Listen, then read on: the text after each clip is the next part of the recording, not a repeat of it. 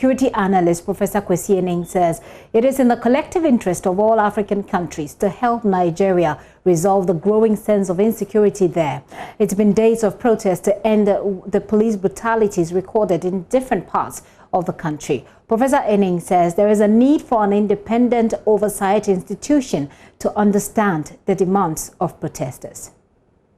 What we see in Lagos is emblematic of the social forces beginning to change, but also in the favor of young people who are making these demands. That's one. Number two, there has been some very disturbing conversations around trying to explain away the slowness in response and showing empathy with what has been happening by claiming that is not how international relations work.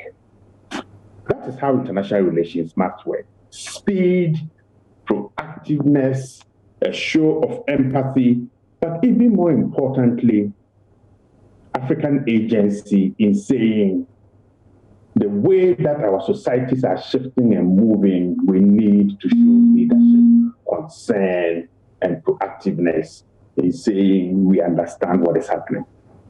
The denial by the police is routine propaganda.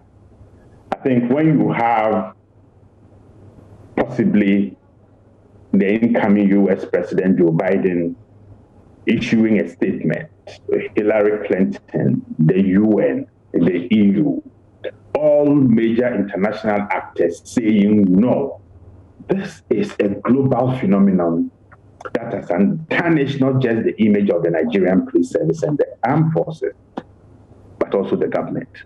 Okay, when you have people wrapped in their national flags, soaked in the blood of youth who are actually peaceful, okay, and gunned down, truly, you cannot deny that.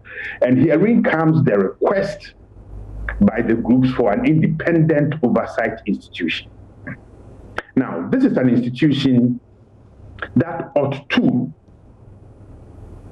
be truly independent, having the capacity to engage the Nigerian police, but also listening to those who get the services of the Nigerian police. Okay, and part of the demand for an oversight institution is because the statutory oversight institutions already in existence in Nigeria have not been that effective. We haven't heard their voices. So these requests, I would argue, are sensible, they are attainable, but from where I sit, they don't go far enough. The upheaval we are seeing in Lagos is emblematic of something bigger, and we need much more informed and savvy leadership to be able to respond and to bring it under control. Relates to the dissonance in the relationship between the ruling political, economic, social elites and their inability to understand that the demographics have shifted dramatically against them.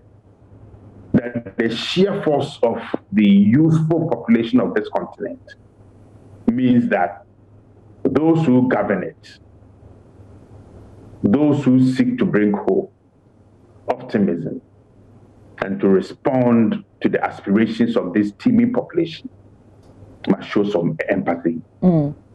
Just find, has this got any... Business cannot be done as usual. Has this got any implications on us and those who share borders with Nigeria? That is the elephant in the room. We should hope and pray that Mr. Buhari's promises to bring about change, retool the police service, probably lead to an investigation in the armed forces, will dampen these social upheavals.